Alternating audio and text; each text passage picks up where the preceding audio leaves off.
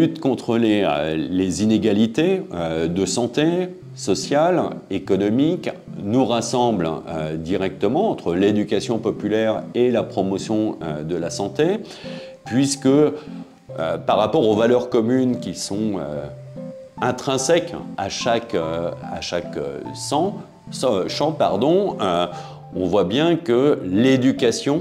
travailler sur l'environnement, permet de lutter contre les inégalités. D'autre part, dans les inégalités sociales de santé, qui n'est pas uniquement la lutte contre l'exclusion, puisque les inégalités de santé traversent l'ensemble de la société française, ces inégalités sociales de santé ne sont pas produites et inhérentes à chaque individu, puisque au jour d'aujourd'hui, si tout le monde se mettait à manger 5 fruits et légumes, se mettait à faire du sport ou 30 minutes d'activité physique, bref, l'ensemble des préceptes de prévention qui existent, ces inégalités sociales de santé persisteraient. C'est-à-dire que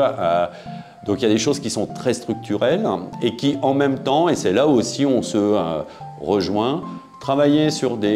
lutter contre des inégalités éducatives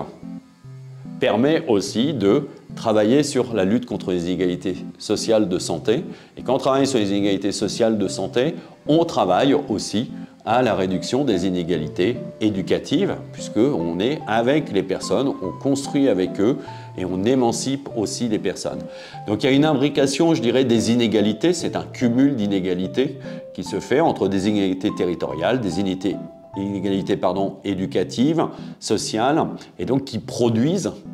des inégalités aussi sociales de santé. C'est bien pour ça qu'on réagit et on interagit ensemble et qu'on est vraiment dans une perspective de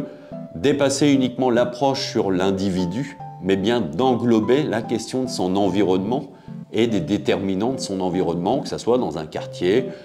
dans une structure de loisirs, sur un territoire rural, urbain. Ces inégalités, elles perdurent. Donc plus on travaille sur la réduction des inégalités éducatives, plus on travaille sur des inégalités de santé et qu'on peut les réduire aussi dans ce sens-là.